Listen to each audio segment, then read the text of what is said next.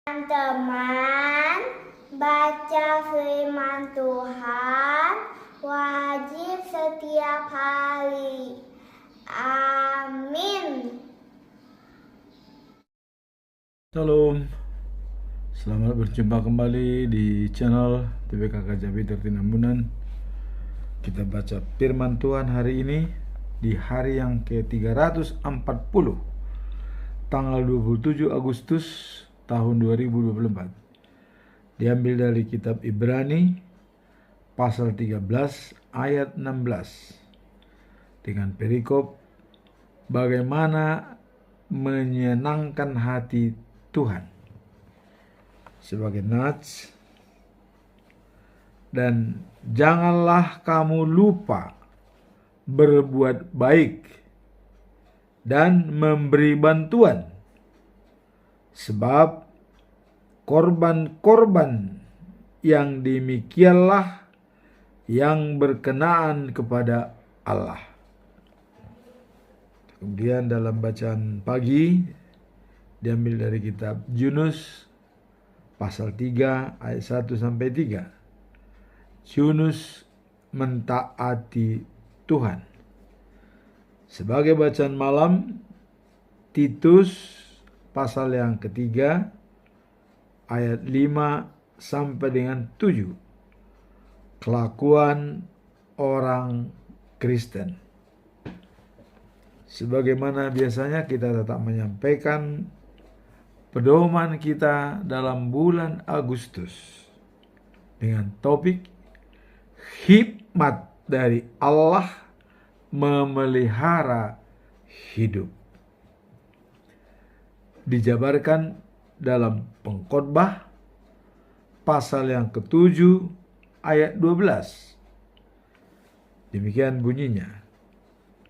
Karena perlindungan hikmat adalah seperti perlindungan uang. Dan beruntunglah yang mengetahui bahwa hikmat memelihara hidup pemiliknya. Itulah firman Tuhan yang mau kita sampaikan pada hari ini. Sekarang masuk kita dalam perikop hari ini, bagaimana menyenangkan hati Tuhan. Apa yang dimaksud dengan menyenangkan hati Tuhan? Tentu Tuhan telah memberikan hukum, ya, waktu di Gunung Sinai. Musa, itulah yang harus dilakukan oleh semua orang atau semua umat Allah. Apabila kita mau menyenangkan hati Tuhan, tentu haruslah memahami hukum Tuhan yang diterima oleh Musa. Bahkan Musa sendiri sudah berpesan, ya, bahwa hukum Tuhan itu taruh di tanganmu, ya, dibikin sebagai gelang dan juga di dahi, ya, dan bicarakanlah itu pada saat makan, pada saat jalan-jalan, pada saat berekreasi, selalu itu dibacakan supaya bisa menjadi pedoman hidup kita sebagai hikmat dari Allah. Nah, kemudian dalam menyenangkan hati Tuhan, ya,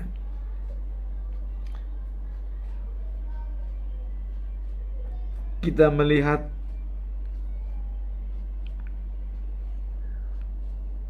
penjabaran daripada hikmat dari Allah, ya, memelihara hidup.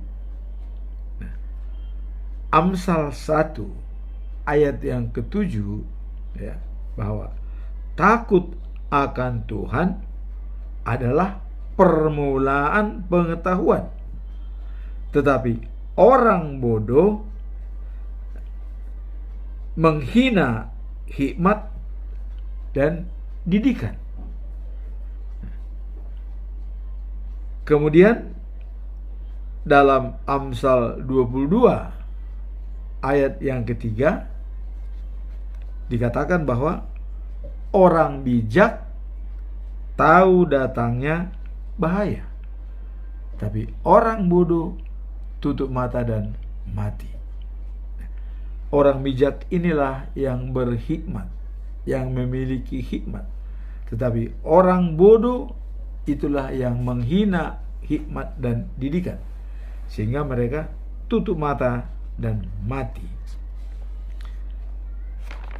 Nah, kemudian kita lihat ya, Amsal 24 ayat yang ketiga. Dengan hikmat rumah didirikan, dengan kepandaian itu ditegakkan. Ayat 4, dan dengan pengertian kamar-kamar diisi dengan bermacam-macam harta benda yang berharga dan menarik. Dalam ayat 5 dikatakan, orang yang bijak lebih berwibawa daripada orang yang kuat. Juga orang yang berpengetahuan daripada orang yang tegap dan kuat. Nah, jadi katanya bijak itu melebihi daripada orang yang kuat. Kita lihat siapa orang kuat di dalam Alkitab. Goliat adalah sebagai orang yang kuat, yang tidak bisa dikalahkan oleh tentara-tentara Israel. Tapi siapa yang bijak dan yang berhikmat? Daud hanya memakai amban, ya, Goliat mati. Inilah hikmat dari Allah, bisa memelihara hidup. Ini dibuktikan oleh Daud, ya, hanya pakai amban. Padahal bagaimanakah kekuatan amban itu? Bisa menembus topi besi, ya, ke otaknya dan hancur. Itulah penyertaan dari Tuhan. Jadi orang bijak lebih berwibawa daripada orang kuat. Juga orang yang berpengetahuan, ya, daripada orang yang tegap kuat. Jadi pengetahuan Daud memakai amban tentu tidak sembarangan. Dia juga pasti meminta kekuatan dari Tuhan. Amban itu hanyalah sebagai alat, ya. Namun otaknya Daud memikirkan itu. Nah, hikmat itu diolah oleh otak, itulah keluar amban, bisa membunuh Goliat. Nah, sekarang kita masuk dalam perikop hari ini. Bagaimanakah perikop hari ini? Dikatakan bagaimana menyenangkan hati Tuhan, ya. Inilah perikop. Sekarang mari kita lihat, ya, yang menyenangkan hati Tuhan, ya, dan membuat sesuatu itu menjadi hikmat. Kita coba lihat dalam sejarah Alkitab. Siapa saja yang menyenangkan hati Tuhan? Nah, kalau kita lihat dalam Matius 3 ayat 17, ya, itu pernyataan Allah dari surga. Waktu Yesus dibaptis, ya, dia bangkit dari Sungai Yordan naik ke atas, langit terbuka. Allah bersuara. Apa kata-kata Allah? Itulah yang tertulis dalam Matius pasal 3 ayat 17. Inilah anakku yang kukasihi, kepadanya aku berkenan. Kalau kita lihat dalam bahasa Indonesia sehari-hari, ya, suara Allah. Inilah anakku yang kukasihi, ia menyenangkan hatiku. Jadi yang kukasihi dan menyenangkan hatiku, Yesus. Inilah yang menyenangkan hati Allah. Nah kemudian ada lagi kah tidak tokoh yang menyenangkan hati Allah? Tokoh yang paling kontroversial adalah Daud. Daud menyenangkan hati Tuhan waktu mengatakan bahan pemikirannya kepada Nathan. Apa yang disampaikan Daud kepada Nathan? Ya.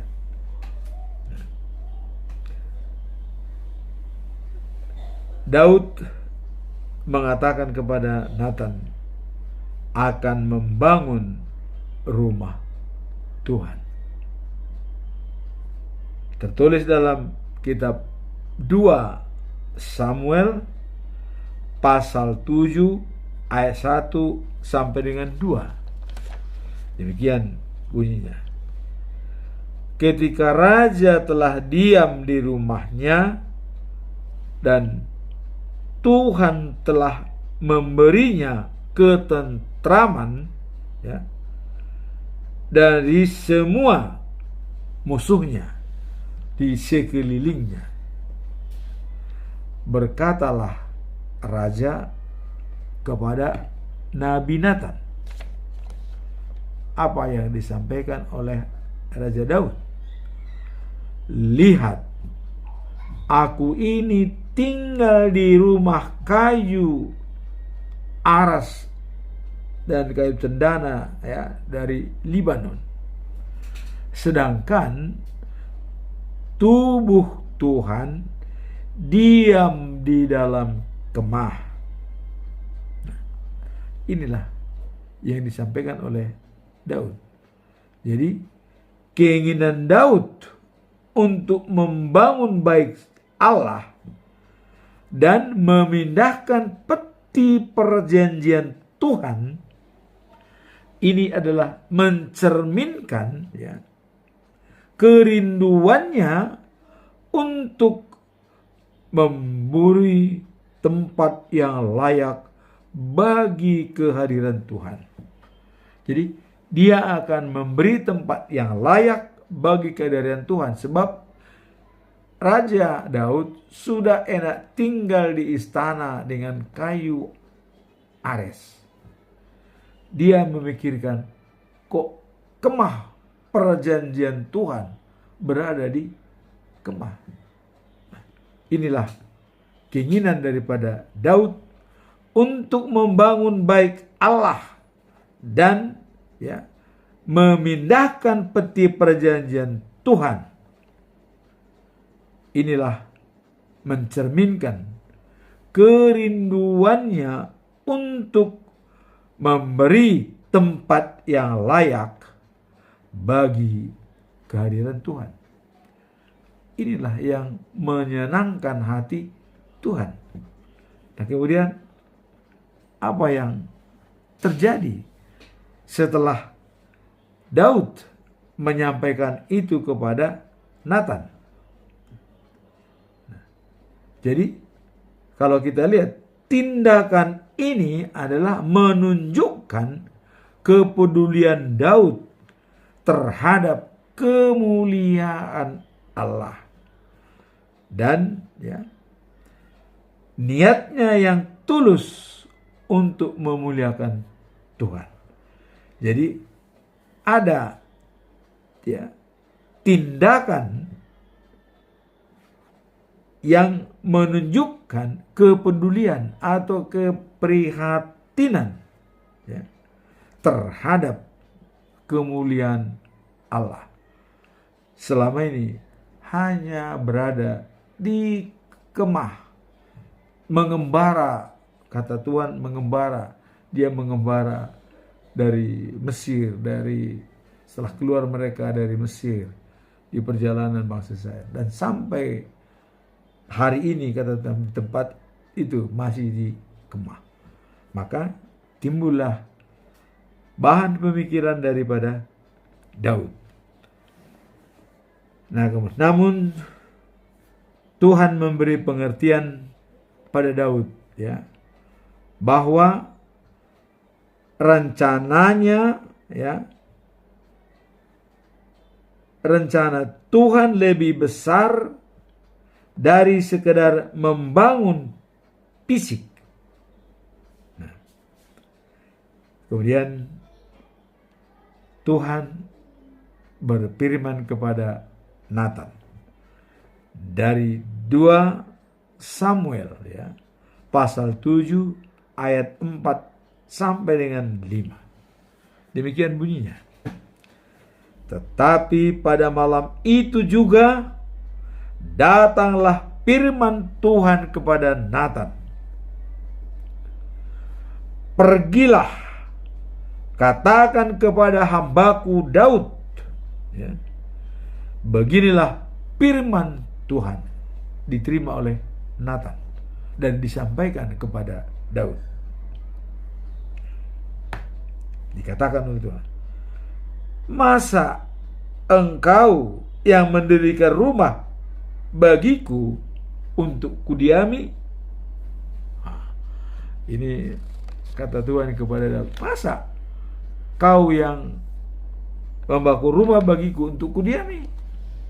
Kata Tuhan. Kemudian dikatakan, aku tidak pernah diam dalam rumah sejak aku menuntun orang Israel dari Mesir sampai hari ini. Kata tentu hari ini adalah pada waktu itu, pada waktu Daud menyatakan bahan pemikirannya kepada Tuhan. Tetapi ya, aku selalu mengembara dalam kemah sebagai kediamanku. Inilah kata Tuhan. Nah, kemudian dalam ayat yang 7 dikatakan, selama aku mengembara bersama-sama seluruh orang Israel, pernahkah aku ya mengucapkan ya yang kuperintahkan ya, mengembalakan umatku Israel? Pernahkah ya kepada salah seorang hakim Israel yang kuperintahkan menggembalakan umatku Israel? Demikian. Mengapa kamu tidak mendirikan bagiku rumah dari kayu ares? Nah, ini langsung dikatakan oleh Tuhan ya, bahwa dengan adanya ide daripada Daud ini disampaikan. Nah, oleh sebab itu, beginilah katakan kepada hambaku Daud. Jadi disampaikan oleh Tuhan melalui Nathan ya, untuk disampaikan kepada Daud. Nah, beginilah firman Tuhan semesta alam. Akulah yang mengambil engkau dari padang ketika menggiring kambing domba untuk menjadi raja atas umatku Israel. Nah, jadi sudah dinyatakan oleh Tuhan bahwa ya, Tuhanlah mengambil Daud dari padang ketika dia menjadi gembala daripada kambing dan domba, ya, sehingga bisa menjadi raja. Jadi Tuhanlah yang menuntun Daud supaya bisa menjadi raja. Nah, kemudian dalam ayat 9 dikatakan, Aku telah menyertai engkau di segala tempat yang kau jalani, dan telah melenyapkan segala musuhmu dari depanmu. Aku membuat besar, ya, namamu seperti nama orang-orang besar yang ada di bumi. Jadi ini bahwa segala sesuatunya memang sudah dari Allah untuk Daud bisa jadi raja, untuk bisa jadi termasyhur, bisa menjadi namanya disegani oleh dunia, ya. Allah yang menciptakan itu, Allah yang membuat. Nah, kemudian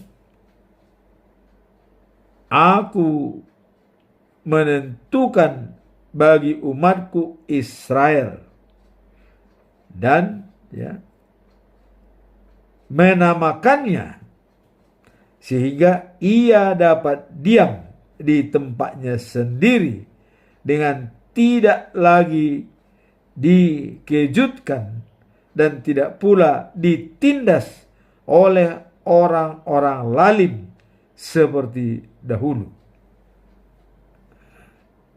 Sejak aku mengangkat hakim-hakim atas umatku Israel, aku mengaruniakan keamanan kepadamu daripada semua musuhmu. Juga diberitakan Tuhan kepadamu, Tuhan akan memberikan ketentraman kepadamu. Jadi ini benar-benar memang sudah direncanakan, ya, sejak Tuhan mengangkat hakim-hakim, ya, bahwa Tuhan mengaruniakan keamanan yang baik kepada bangsa Israel. Nah, kemudian kita lanjutkan ayat 12. Apabila, nah ini kepada Daud dipesankan oleh Tuhan Allah, apabila umurmu sudah genap. Sudah genap artinya sudah meninggal. Apabila umurmu sudah genap dan engkau telah mendapat perhatian, ya, engkau telah mendapat perhentian, ya, bahwa engkau telah bersama semua dengan nenek moyangmu. Nah, jadi artinya apabila Daud sudah meninggal, itu kira-kira maksudnya, ya, maka aku akan membangkitkan, ya, keturunanmu, ya, yang kemudian anak kandungmu, dan aku akan menegakkan kerajaannya. Jadi sudah dijanjikan oleh Tuhan bahwa apabila umurmu sudah tiba waktunya, maka aku akan menegakkan kerajaanmu. Nah, siapa yang kita lihat menegakkan yang pertama? Raja Salomo. Nah, kemudian ada lagi dikatakan bahwa dialah yang akan mendirikan rumah bagi namaku, dan aku akan mengokohkan takhta kerajaannya untuk selama-lamanya. Jadi pengertian di sini adalah Tuhan akan mengukuhkan anaknya Salomo sendiri, anak Daud sendiri yang bernama Salomo, untuk menjadi menduduki tahta kerajaannya. Dan kemudian ya, bahwa dari keturunanmu lah yang akan menjadi raja segala raja bagi seluruh dunia. Dikatakan untuk selama-lamanya. Aku akan menjadi bapanya dan ia akan menjadi anakku. Nah, ini jelas kalau kita lihat dalam Yohanes ya, pasal 3 ayat 16 ya. Begitu besar kasih setia Allah kepada dunia ini, maka dia menurunkan anaknya yang tunggal, Tuhan Yesus, ya, untuk menyelamatkan dunia. Barang siapa percaya kepadanya akan beroleh hidup yang kekal. Itulah dikatakan tadi oleh Tuhan Allah, aku akan menjadi bapaknya dan ia akan menjadi anakku.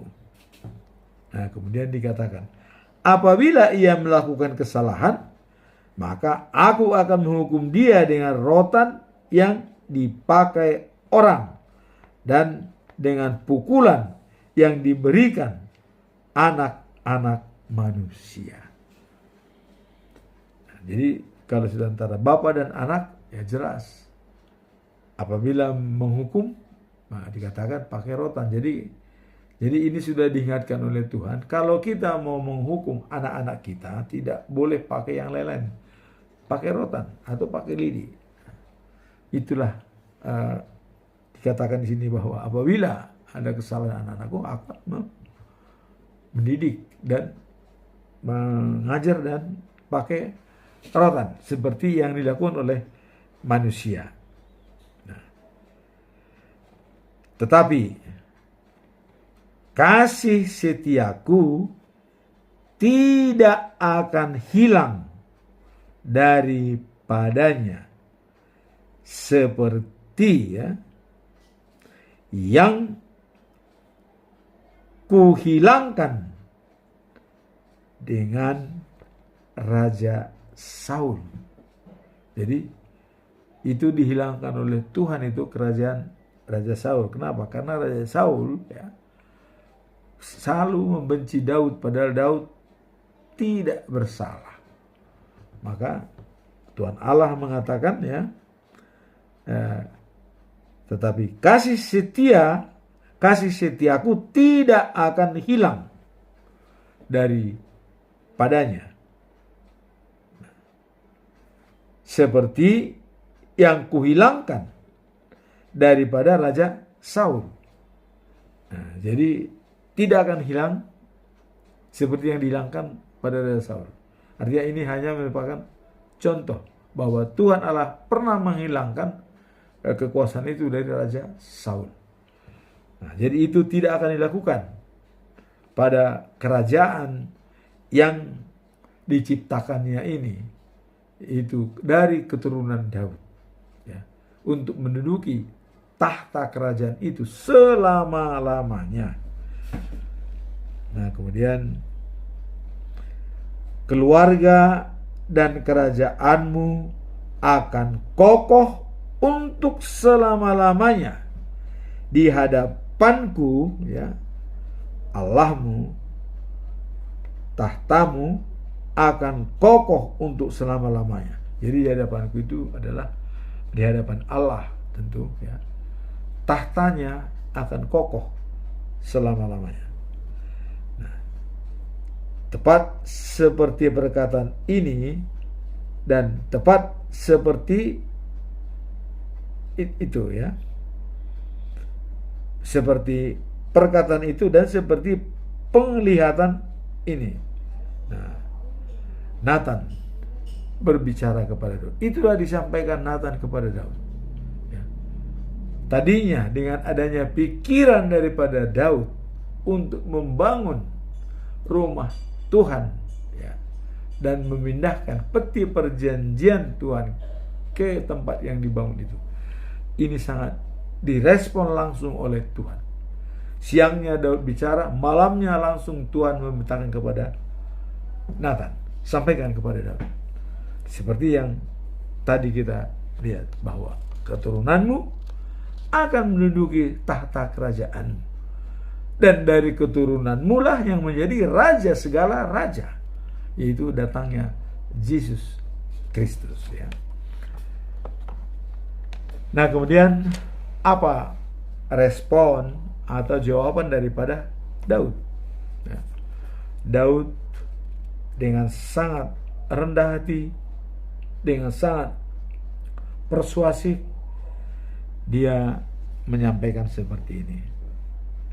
Lalu masuklah Raja Daud ke dalam, kemudian duduklah ia di hadapan Tuhan. Sambil berkata, dia duduk di hadapan Tuhan dan berkata, siapakah aku ini, ya Tuhan Allah? Dan siapakah keluargaku? Sekarang Engkau membawa aku sampai sedemikian ini, katanya. Wow. Jadi Tuhan Allah sudah mengatakan begitu hebat kepada Daud bahwa tahtanya diduduki oleh anak kandungnya sendiri, dan dari keturunannya lah yang menjadi raja segala raja yang berada di kota Sion. Wow. Itulah luar biasa menghargai Daud dari Allah, hanya karena dia berencana untuk membangun rumah Tuhan, karena peti perjanjian selalu berada di kemah, sedangkan raja berada di istana. Ini yang tidak mau diterima oleh Daud. Dengan pikirannya itu langsung dibaca oleh Tuhan, sampaikan kepada Daud, katanya melalui Nathan. Itulah yang disampaikan tadi. Nah, sekarang jawaban dari Daud dengan kerendahan hati, siapakah aku ini, ya Tuhan? Ya. Dan siapakah keluargaku sehingga Engkau membawa aku sampai sedemikian ini, katanya. Coba, jauh ke depan sudah direncanakan oleh Tuhan. Maka Tuhan mengatakan, rencanaku lebih besar daripada rencanamu. Nah, kemudian dalam hal ini, ya, masih kurang di matamu, ya Tuhan Allah, katanya. Sebab Engkau telah berfirman juga tentang keluargaku, hambamu ini, dalam masa yang masih jauh, dan telah memperdulikan atau memperlihatkan kepadaku. Jadi artinya masih jauh ke depannya.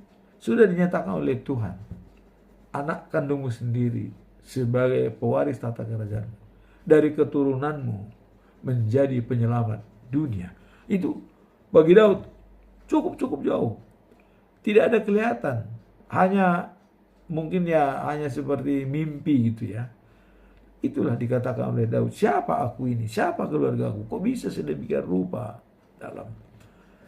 Nah, kemudian dikatakan oleh Daud, dalam hal ini masih kurang di matamu, ya Tuhan Allah, sebab Engkau telah berfirman juga tentang keluargaku, ya, hambamu ini, dalam masa yang masih jauh, dan telah memperlihatkan kepadaku. Ya, jadi sudah diperlihatkan apa yang akan terjadi di masa yang akan datang. Di sini jelasnya. Kemudian, apakah yang dapat dikatakan Daud kepadamu lebih lagi daripada itu? Bukankah Engkau yang telah mengenal hambamu ini, ya Tuhan Allah? Jadi di sini Daud ya mengembalikan kembali, Engkau telah melihat hambamu ini. Karena yang mengangkat pun dari gembala, dari menjaga kambing dan domba, dia dipilih oleh Tuhan Allah, ya, menjadi raja. Nah, kemudian oleh karena firman-Mu itu dan menurut hatimu, Engkau telah melakukan segala perkara yang besar ini dengan memberi tahukan kepada hambamu ini. Jadi artinya dengan segala yang telah difirmankan oleh Tuhan, ya, yang menurut hati Tuhan, dan juga telah melakukan segala perkara yang besar ini dengan memberitahukan kepada hambamu ini. Jadi begitu besar perkara ini sudah diberitahukan kepada Daud. Itulah yang disampaikan oleh Daud. Nah, sehingga sebab itu kata Daud, Engkau benar ya Tuhan Allah, sebab tidak ada yang sama seperti Engkau, dan tidak ada Allah selain Engkau menuntut segalanya. Kami tanggap dengan telinga kami. Jadi dengan apa yang disampaikan oleh Tuhan, ya. Engkau besar ya Tuhan. Tidak ada yang sama seperti Engkau, dan tidak ada Allah selain Engkau, menurut segala yang kami tangkap dengan telinga kami. Jadi sudah ada pernyataan bahwa sepanjang sejarah, menurut yang kami lihat dan kami yakini, bahwa tidak ada sama seperti Engkau. Artinya Kaulah Allah yang Maha Kudus dan Maha Suci, itu. Nah, kemudian, dan bagaimanakah di bumi seperti umatmu Israel yang Allahnya, ya, pergi membebaskan menjadi umatnya. Nah, dikatakan untuk mendapat nama baginya dengan melakukan perbuatan-perbuatan yang besar dan dahsyat bagi mereka, dan dengan menghalau bangsa-bangsa dari para ilah mereka, ya.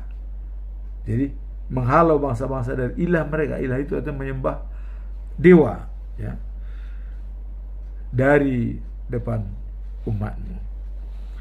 Nah, kemudian dikatakan Engkau telah menghoreskan bagimu umatmu Israel menjadi umatmu untuk selama-lamanya, dan Engkau Tuhan menjadi Allah mereka. Nah, ini merupakan sikap daripada Daud bahwa sudah, ya, Allah sudah mengukuhkan baginya umatmu Israel menjadi umatmu. Jadi Israel sudah dikukuhkan sebagai umatnya untuk selama-lamanya, dan Engkau Tuhan menjadi Allah mereka. Jadi sudah mengukuhkan bangsa Israel sebagai umat Tuhan selama-lamanya tanpa batas. Kemudian Daud sekarang berkesimpulan, dan sekarang ya Tuhan, katanya. Nah, tadi mencoba menganalisa semua kasih sayang Tuhan dan perhatiannya kepada umat Israel. Sekarang ada semacam permintaan dari Daud kepada Tuhan Allah. Apa permintaan Daud?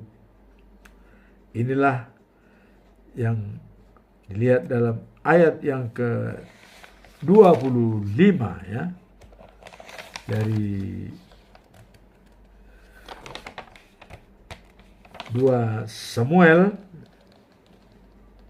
ya, yang tadi pasal 7, ya, ayat yang ke-25, dikatakan bahwa dan sekarang, ya Tuhan Allah, tepatilah untuk selama-lamanya janji yang kau ucapkan mengenai hamba-Mu ini dan mengenai keluarganya, dan lakukanlah seperti yang kau janjikan itu.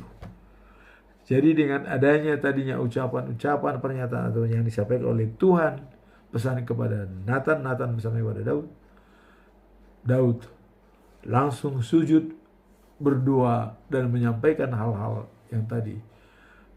Kebesaran Tuhan tidak ada bandingannya, bahwa dia sudah memilih umat Israel sampai selama-lamanya.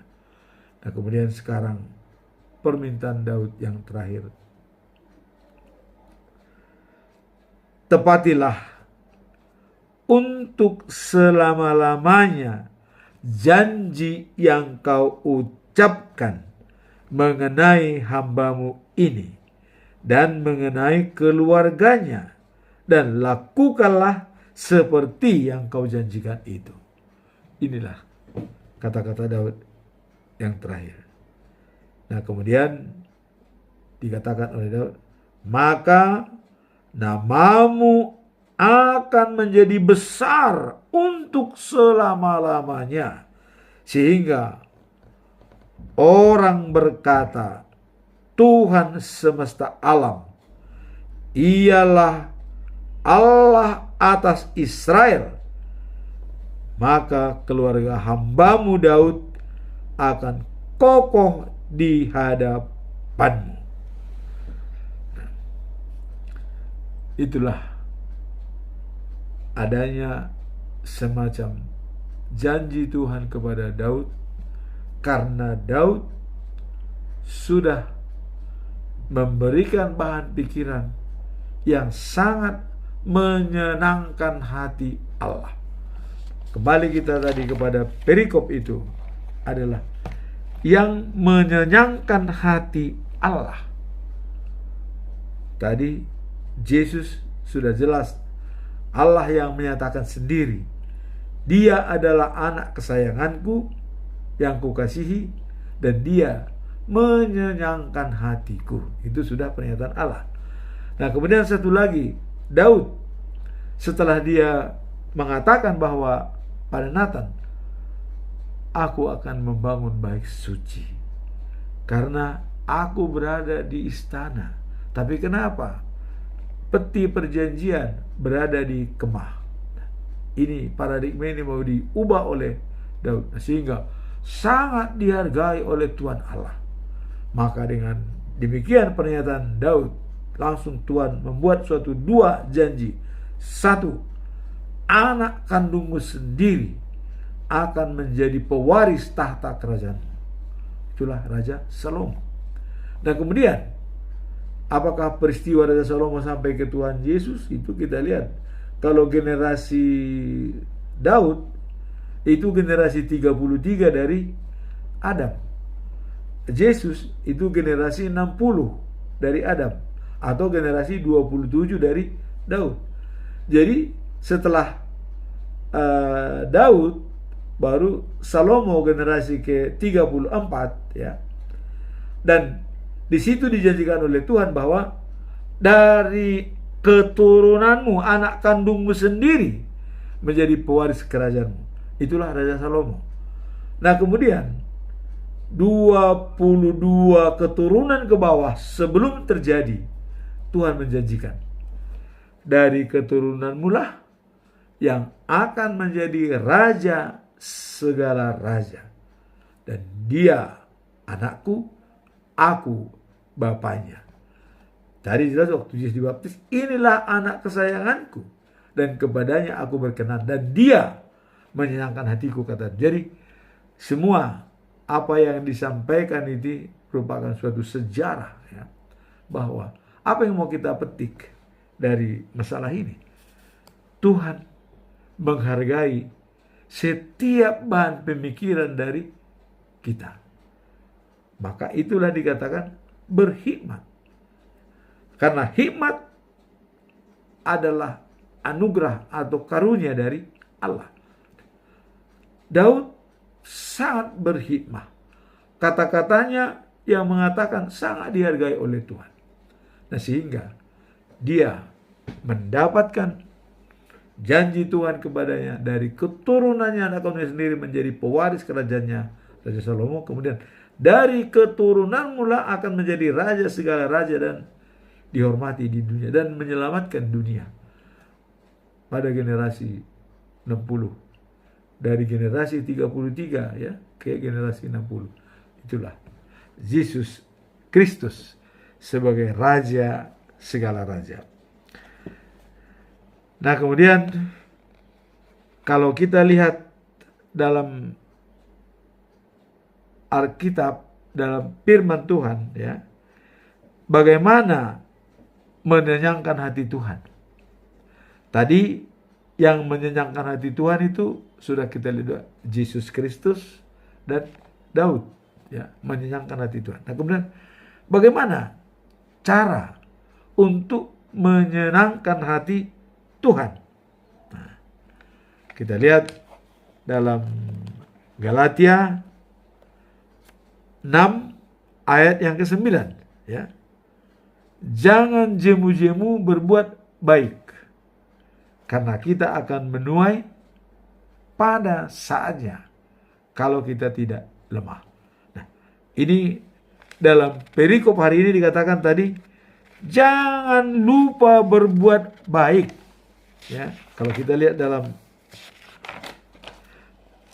ayat yang hari ini dikatakan, janganlah kamu lupa berbuat baik. Nah, inilah dikatakan berbuat baik itu jangan jemu-jemu. Artinya kita selalu berbuat baik karena kita akan menuai pada saatnya kalau tidak lemah. Tapi kalau lemah tidak akan menuai. Ya, tidak akan menuai. Tidak lemah tidak akan menuai. Ya. Tapi kalau kita tidak lemah kita menuai. Kalau kita lemah tidak akan menuai. Nah, kemudian dalam ayat hari ini juga membantu orang miskin. Hal itu adalah menyenangkan hati Tuhan.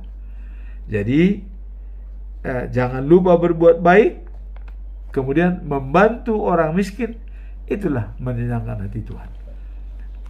Di mana kita lihat kalau itu menyenangkan hati Tuhan, ya. Coba kita lihat dalam Amsal pasal 19 ayat 27. Apa dikatakan di situ? Mari kita lihat. Nah, kita lihat di sini Amsal 19 ayat 17 ya. Demikian bunyinya. Siapa menaruh belas kasihan kepada orang yang lemah, memiutangi Tuhan yang akan membalas perbuatannya itu. Nah, jadi dengan kata lain bahwa membantu orang miskin sama dengan memberikan pinjaman kepada Tuhan. Nah, sehingga Tuhan akan membalasnya. Nah, ini juga termasuk menyenangkan hati Tuhan. Artinya, ya, kita berikan pinjaman kepada Tuhan kalau kita membantu orang miskin. Nah, kalau kita memberikan pinjaman berarti kan pasti dibayar, dikembalikan. Ini juga termasuk menyenangkan hati Tuhan. Nah, jadi inilah firman Tuhan pada hari ini ya.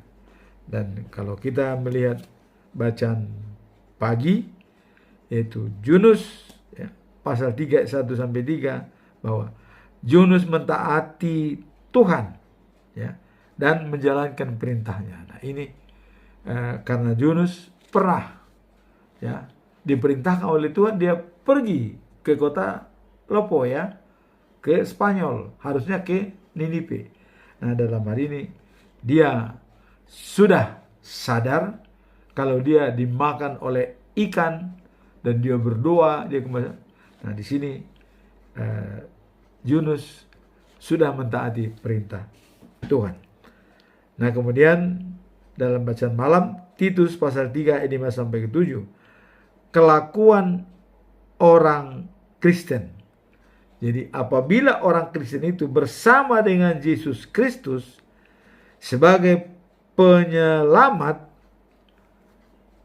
tentu yang sudah dibaptis ya, dan juga dia pendewasaan iman, itulah kelakuan orang Kristen ya.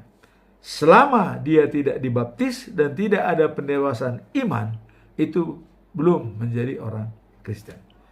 Nah, itulah firman Tuhan pada hari ini. Semoga firman ini menjadi bekal bagi kita untuk tetap kita menyenangkan hati Tuhan apapun pekerjaan kita. Dan itulah hikmat dari Allah akan dijawab oleh kita seperti Daud ya, berencana membangun rumah bagi Tuhan, tetapi Tuhan sendiri yang akan membangun rumah bagi Daud secara rohani, di mana penyelamatan dunia dengan datangnya Yesus Kristus di dunia ini sebagai mewujudkan penyelamatan manusia supaya tidak binasa, melainkan beroleh hidup yang kekal. Amin. Tuhan memberkati kita.